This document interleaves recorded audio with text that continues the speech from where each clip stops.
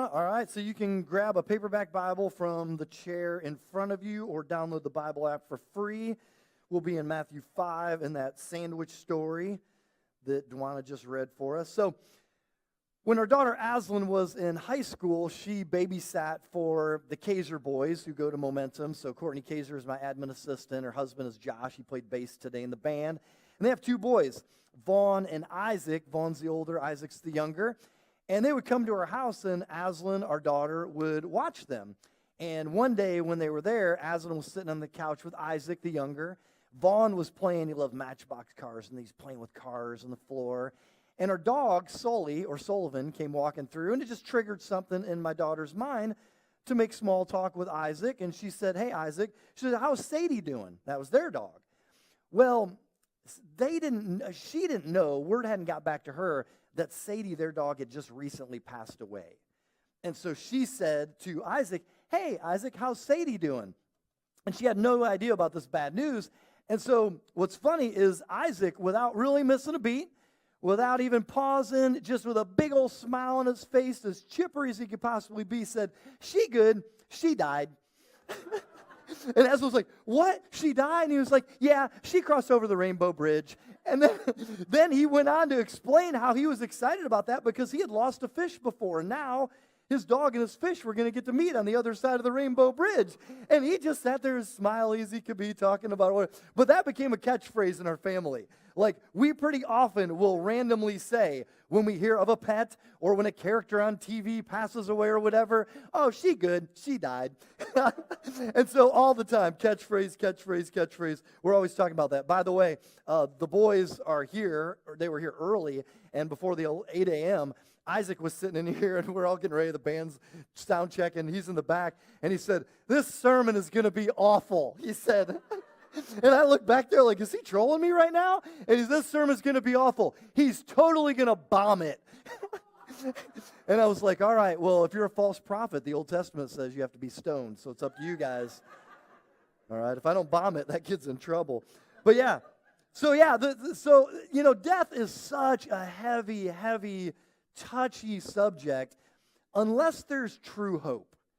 Then all of a sudden, like, death gets light. Nowadays, a lot of people are talking about, let's have a celebration of life. You know, people don't want it to be heavy, but it's a shadow that looms over us our entire lives unless we have hope. And in this story, Jesus gives us hope. Now, there can be false hope. Aside from Jesus, it is a pretty dark, dreary topic. But in Christ, man, he gives us so much hope on this topic. And this story shows us some of that. So we've been a student of the Gospel of Mark for the last couple of years. And Mark is the earliest of the four gospel writers, Matthew, Mark, Luke, John. And so Mark essentially was kind of the secretary or the scribe, if you will, for a guy named Simon Peter. Simon Peter was one of the 12 main disciples of Jesus. So this is really Simon Peter's gospel in a sense, but it's written by Mark. And so it's an eyewitness account of the historical Jesus. So right now we're in the final week of a grouping of stories in the Gospel of Mark where we see these power miracles from Christ. It was Jesus versus nature, a hurricane. Jesus versus evil, an army of demons. Jesus versus sickness, a woman who had an issue of bleeding for 12 years. And now the climax, Jesus versus death.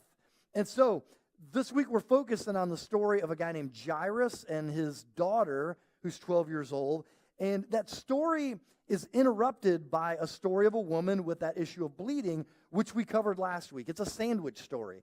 So we really covered that last week and said we'd come back to Jairus this week. So here's the beginning of Jairus' story. I won't reread the whole story, but I'll give you the little chunks as I'm touching on them. So verse 22, one of the synagogue leaders named Jairus came, and when he saw Jesus, he fell at his feet. He pleaded earnestly with him, "My little daughter is dying. Please come and put your hands on her so that she will be healed and live." So Jesus went with him. So Jairus, we're introduced to him immediately. He's kind of the president of the synagogue. So he's probably very wealthy. He's very influential in this community. He's a Jewish man. And so he has a problem, though. He's desperate because his little girl is dying. And we see, as the story goes, he's not kidding. This is a serious situation. So he begs Jesus to heal his daughter. Just please put your hands on her. This is faith. He believes if Jesus just touches her, that she can be healed from this terrible fever or whatever she's suffering with. So Jesus says yes. And you can imagine on one hand Jairus' excitement when Jesus says, okay, I'll come to your house. Like, he's going to heal her. But on the other side of that, kind of imagine Jairus' insides churning as he's filled with fear that they might be too late. Like, now they got to get through this epic crowd, get to his house, and I'm sure there's that parental instinct of like, okay, we got to get there fast. Like, we have to hurry. So Jesus and the disciples are rushing to Jairus' home, and the crowd is pressing on them from every side when all of a sudden Jesus feels power leave him, and basically he has healed someone without any conscious effort, and he stops, and it's this woman who has been dealing with this issue of probably menstrual bleeding for 12 years. So Jesus stops the entire entourage. They skirt, and he stops, and he's like, I need to find out who just got healed. And he finds this woman, and he basically draws her out of the crowd to tell her whole story. It says in the passage, she tells the whole truth. And so he draws her out of the crowd. They have this extended conversation. Imagine now the nausea of Jairus. We're in this hurry. My daughter is dying. And all of a sudden, Jesus is like, wait a minute, somebody's healed. I'm going to stop and look into this and investigate. Then this woman comes out, tells her whole story.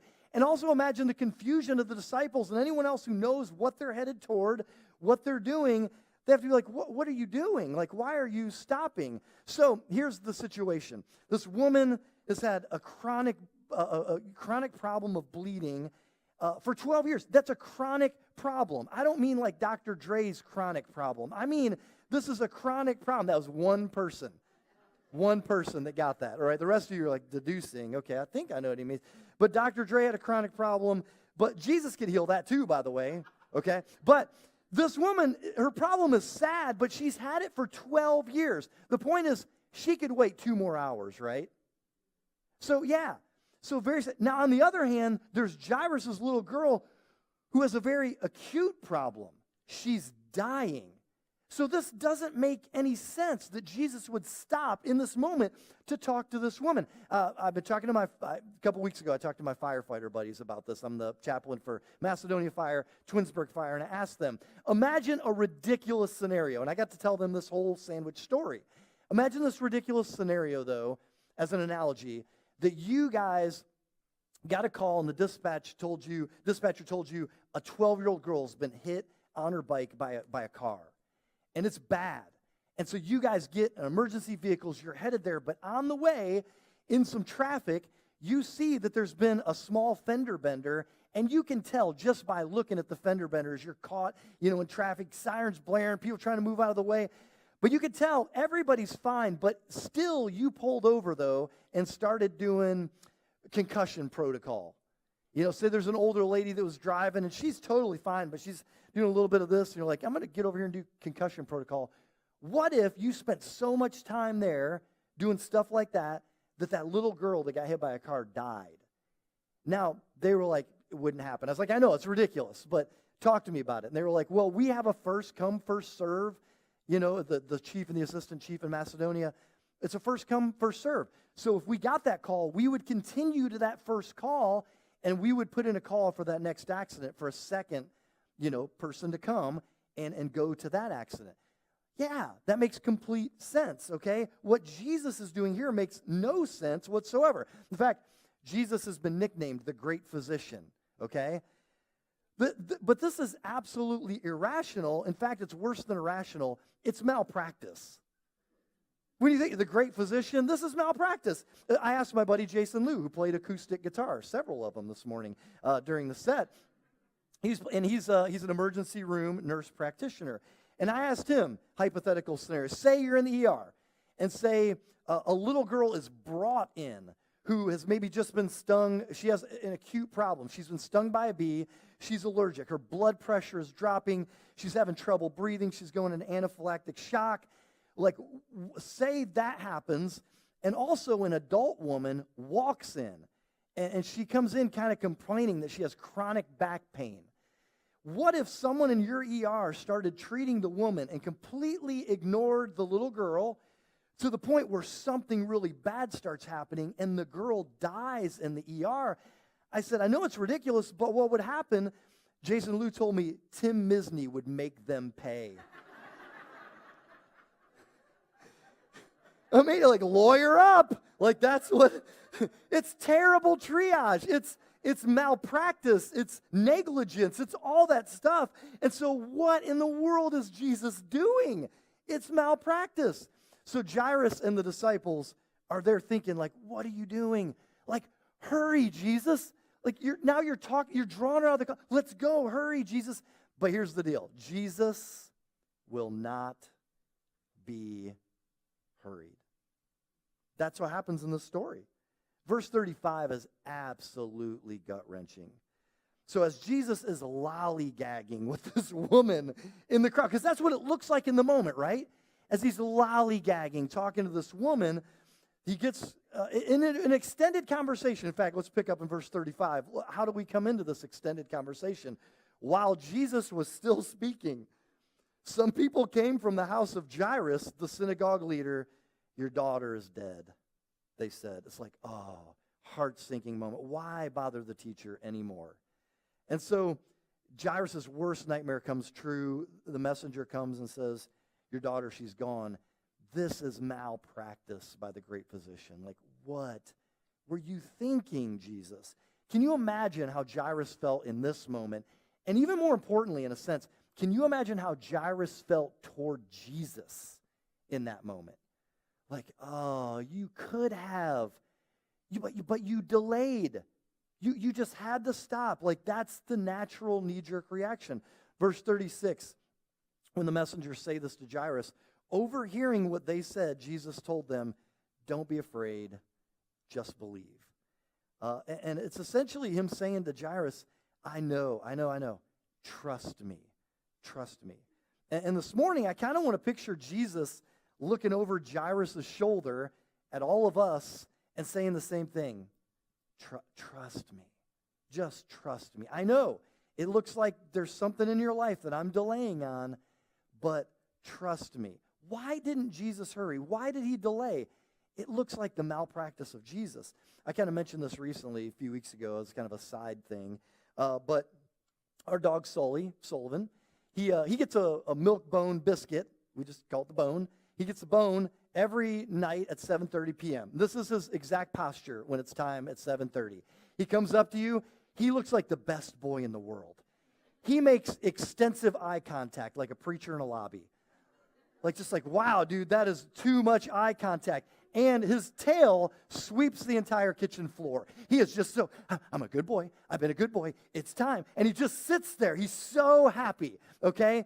And so he every evening at 7:30. Truth be told, sometimes me, my daughter Aslan, son Journey, we might tease him just a little bit with words that rhyme with bone.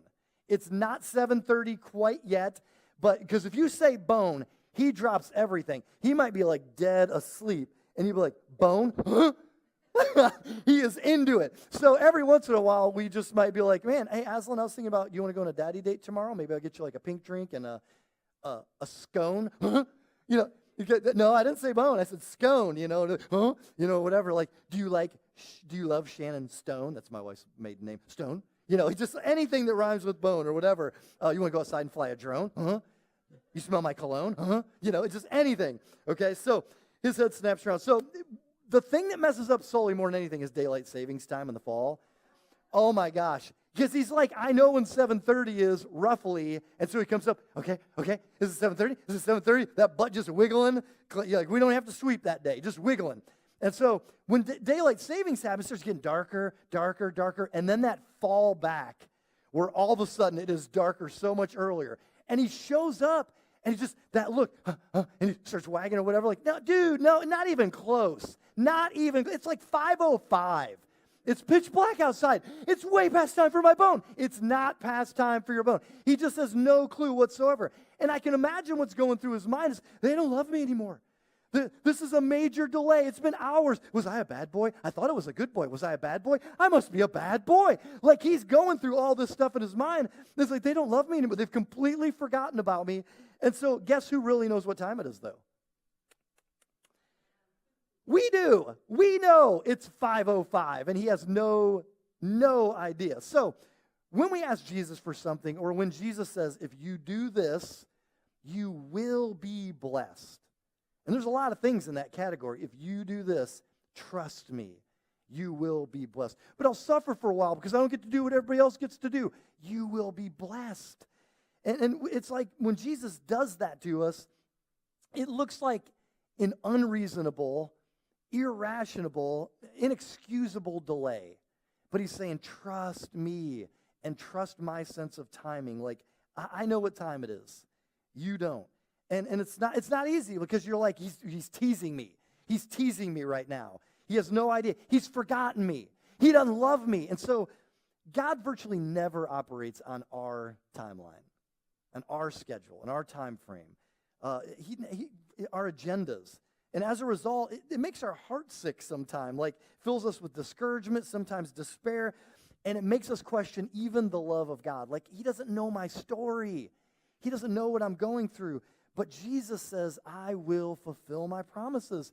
But it's not usually in a way that you are going to think is punctual. Like that's just not how I work. It's not time yet. You know, like that's what I always say to Sully when he comes up and he's doing this is 5:05. I say, it's not time yet. And he's, oh gosh. You know, he does. He gets dejected. His shoulders sink and he walks in. It's not time yet. I say it all perky. It's not time yet. And so that's sometimes Jesus is like, but it's not time yet. It's just not time yet. And so often we feel like Jairus, I think, like God's irrationally delaying.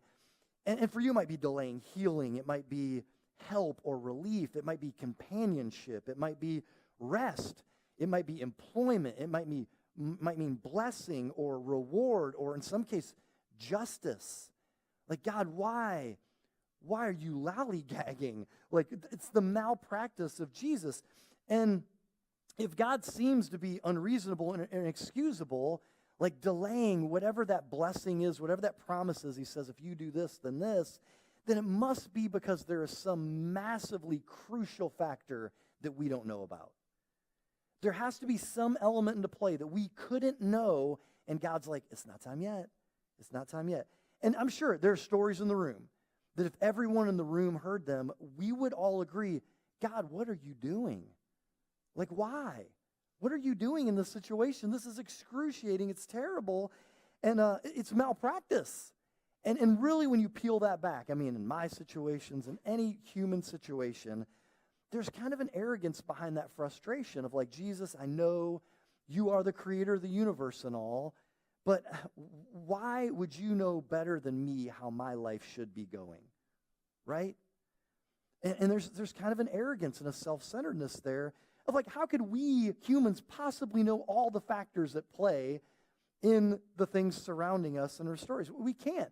And so the way that you choose to respond to God's delays will either make you bitter or better. Like you can get mad and frustrated and be like, I'm mad at God, I'm angry at God because he didn't show up. He delayed. His timing wasn't right. I wanted this and it didn't happen in my season or my time frame. And so that arrogance and self-centeredness, that all of us struggle with, it can be knocked out of our hearts by the delays. Because some people during those delays are like, I have nothing to do but cling to Jesus. Like, because I want this companionship so bad, I'm so lonely, or I want healing so badly, but ultimately I know this life isn't all there is. And so you find ways to cling to Jesus, and it makes you spiritually better. And some of the spiritual giants I know in the world have grown so much in those terrible, terrible times. You're like, man, how is that woman such an amazing rock star, spiritually speaking? And you're like, holy cow, like, look what she's been through. And she would cling to Jesus. So the delays of God, they can teach us lessons that are just so priceless. And they're lessons that are worth anything to learn. Like even sickness, even delay, all that stuff. And they can make you better. Jesus is like, I got a plan. I know what I'm doing. I know what time it is. And here's the tough truth is if Jesus kind of says to us, if you insist on imposing your timeline on me, then you are going to feel throughout this whole thing that you are not loved by me, and that will be primarily your fault. Like the feeling that God must do things when I want them. You're going to feel like God doesn't love me. He's forgotten about me. He doesn't know what time it is. And that's not going to be, it'll be largely your fault because Jesus will not be hurried. He knows factors that we don't always know. I heard this recently from somebody. I think this is so profound. Jesus essentially says, I will give you whatever you would ask for if you knew what I know. I would give you whatever you'd ask for if you knew what I know. So sometimes we're like, I want this so bad. Yep, but I know that's not good for you. I want this so bad. Yep, I know, but it's not time yet. It's not time yet. And so there's reasons even in this story. In hindsight, because we're like big picture, we can see the whole story, the whole sandwich story and how it ends and everything. We can see I can see at least two reasons for the delay. And that is one, there's an opportunity here for Jesus to turn a quasi-superstitious woman into a lifetime disciple if he capitalizes on this right now. Wait a minute, who healed me? And he draws her out. She wants to kind of do a touch and run. Boop, healed. You know? She wants to do a touch and run, and that's not what Jesus is about. She wants to, I want to have quiet life change. I'm sure we got some people in the room who would like quiet life change. I don't want anybody to know about it. They don't need to know what party I vote for. They don't need to know this about my life. And they also don't need to know anything about my faith. You know, just like keep it real down low. But Jesus is like, I'm not looking for quiet life change all the time. The thing she needed was to be drawn out of the crowd. And he gets her to do like a public profession in front of all these people crowded around because apparently he felt like that's what she needed. So one, he turns her into a lifelong disciple. And then two, this delay sets up an opportunity later for Jairus and his whole household and all their friends and the disciples that are with Jesus to see something that's going to build their faith. Because you think about it, we know something that nobody in the story knew at the time, and that is for Jesus, healing a fever is on the same level as raising the dead. I can do both. Like, so the delay and the daughter passing away, Jairus' heart sinks like, the story's over. He didn't show up. He was too late. And Jesus is like, 1v1 on sickness, I win. 1v1 against death, I win. And so we see neither of those things are a big deal. So Jesus overheard the messengers talking, and he's like, Jairus, just trust me. And he looks over our shoulders and says the same thing to us. When the delays of God come, trust me. There are factors that you might not know about in this situation. So go to the climax of the story. So the plot has thickened excruciatingly. We didn't even get to this part of the story last week. We stopped with the lady. The little girl is dead, but Jesus says to the father, okay, I'm going to come anyways. And so in verse 37, it says, Jesus did not let anyone follow him except for Peter, James, and John, the brother of James. And when they came to the home of the synagogue leader, Jairus, Jesus saw a commotion with people crying and wailing loudly. He went in and said to them, why all this commotion and wailing? The child is not dead, but asleep. But they laughed at him. So here's the deal, pause there. Jesus knows she's dead. He's talking about sleep metaphorically. He's using it figuratively. He's making a point, okay? And essentially the point is, she's just taking a little death nap. I mean, that's really kind of what he's saying. It's like, that's the way to kind of roll up his sleeves, be like, watch me work, you know? And so he comes in, and I'll come back to that in a moment. We know that Jesus and the disciples know she's dead. For instance, F.F. Bruce, a famous British scholar, says the fact that the gospel writers included this story in here says they know she's dead. Like literally, he's speaking figuratively when he says she's just sleeping. Because they wouldn't include a story about Jesus going up and be like, hey, wake up. All right, cool. Like, that's not a story to put in the Gospels. You know, we have an economy for space here, all right? And so he goes in and he sits down and he takes this little girl by the hand and he says two things in Aramaic, okay? So just some nerd level stuff for just a moment. Aramaic is the language that Jesus would have spoken. And the gospel writers, when they wrote their gospels, they wrote them in Greek because the whole world had been Hellenized. And so Romans could read the gospels And so they wrote everything in Greek, Matthew, Mark, Luke, and John. They wrote them in Greek. But the stuff that Jesus taught and talked about was in Aramaic. And so every once in a while, you'll see in the Gospels, there'll be just some specific random quotes in Aramaic, and then they'll usually be translated in parentheses. And so just randomly, they're there. Why? Why would there be randomly 2 words in Aramaic in the story? Here's why. Because it happened. Like if you were writing a fictitious story, you would never think, you know what, I'm going to throw in a little bit of Aramaic just for this one little highlight. You would never think, oh yeah, that's a great idea, man, that'll really give this some texture, or whatever. But sometimes, Jesus would say something, and the eyewitness would be like, and I remember these words on Jesus' lips when I was there with them. So notice, only 3 of the 12 disciples get to go to this resurrection with Jesus. That's interesting. They call them the inner circle. There's a few places that Peter, James, and John got to go that the other disciples didn't go. One time it was up on a mountain. This time it's in this bedroom, going into this little girl's room, and the mom and the dad come in, and 3 disciples, Peter, James, and John.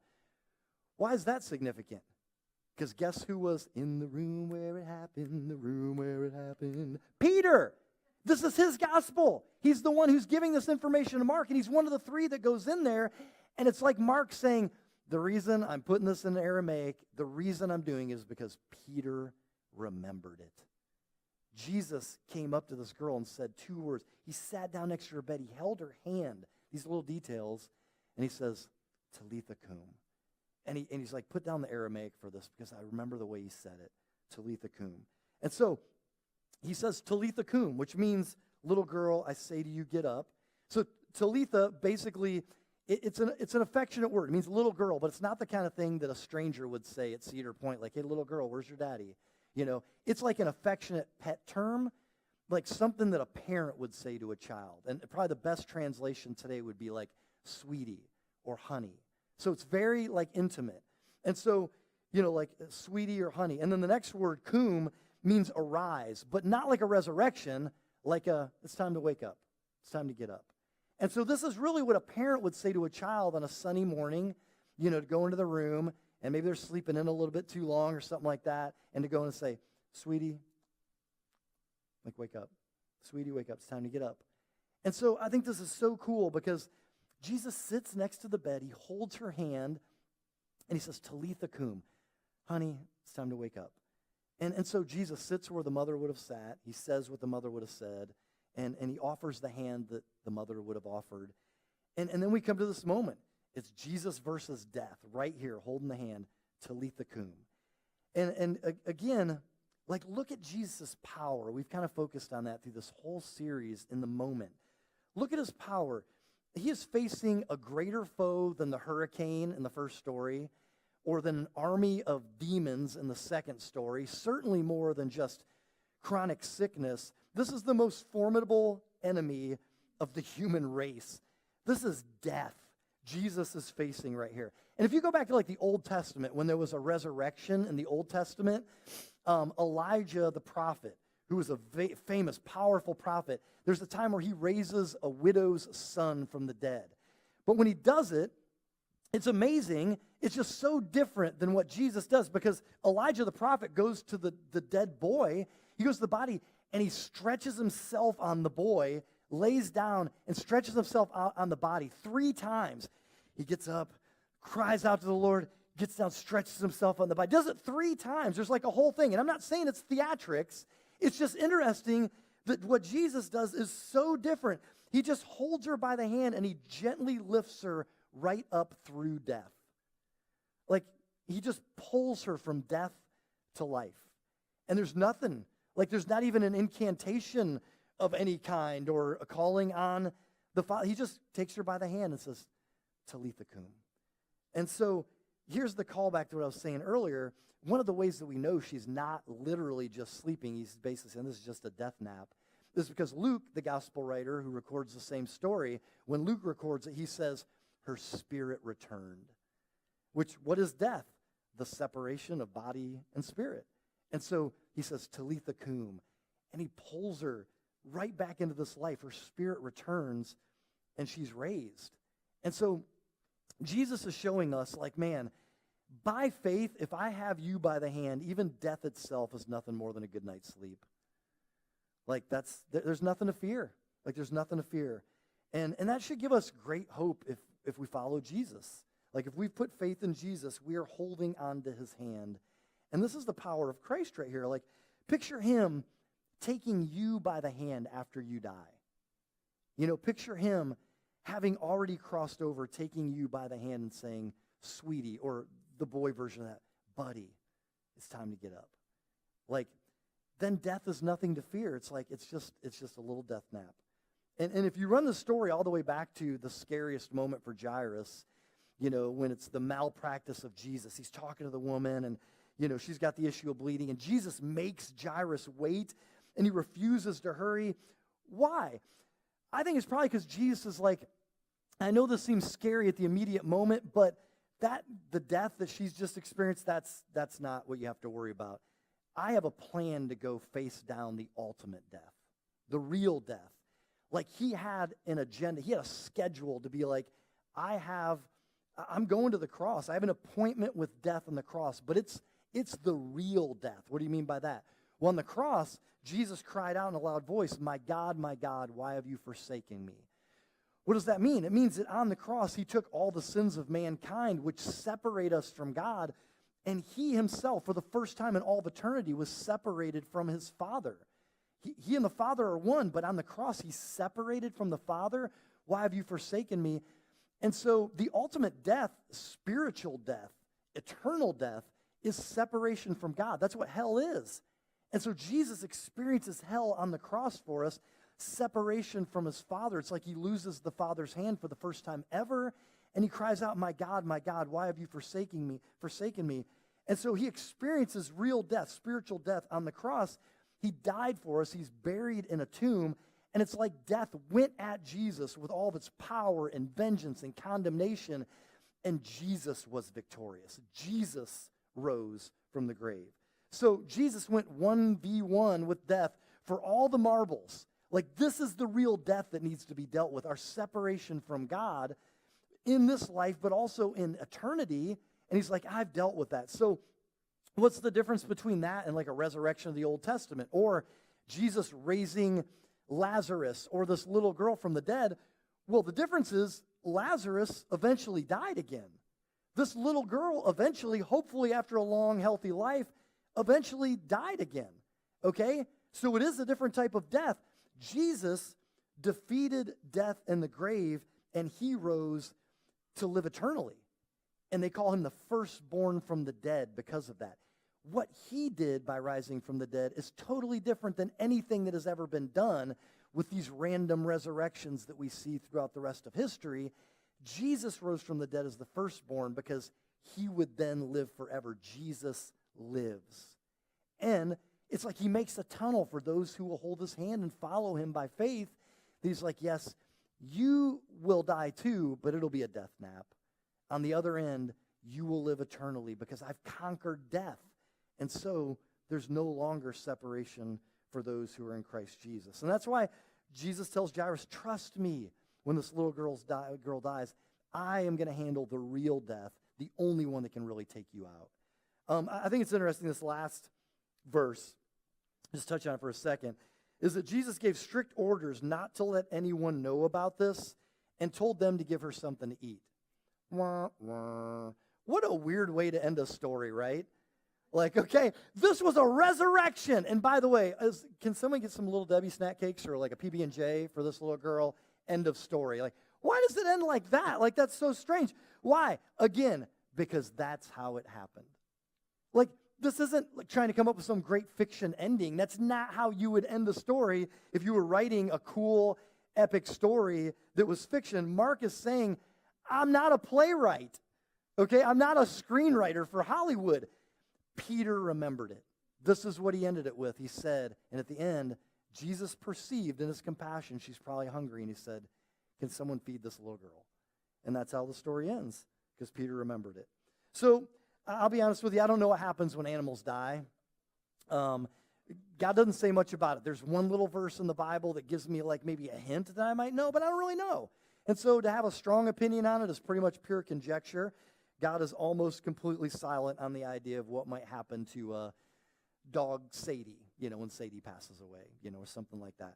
But God is really clear when Scripture says that, like, humans all tangle with death, and we can tangle with death in our own weakness, or we can kind of let Jesus be our champion and go before us and deal with it for us and create a tunnel through death to everlasting life that shields us, and he deals with death on our behalf.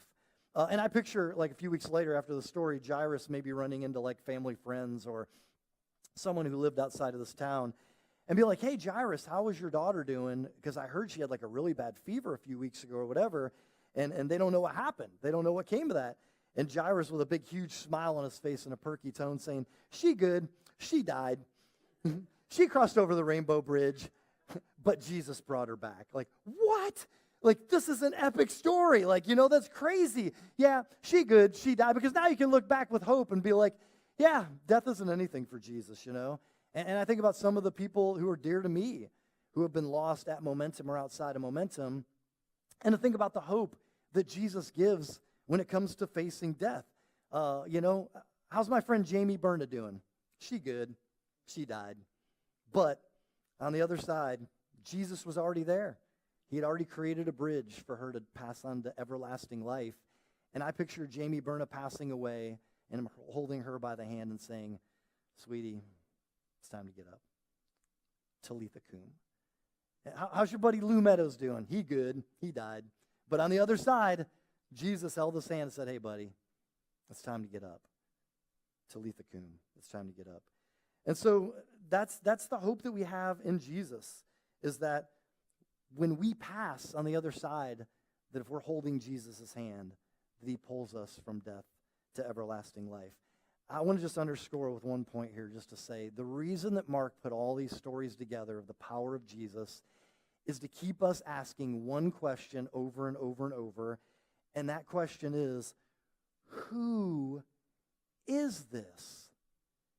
The first story, the disciples ask, which is the most ironic for them to ask this more than anyone. Who is this? We've been with him all this time. Who is this that even the wind and the waves obey him? Who is this that has power over the hurricane and over evil and over sickness and over death? Who is this? Let's pray.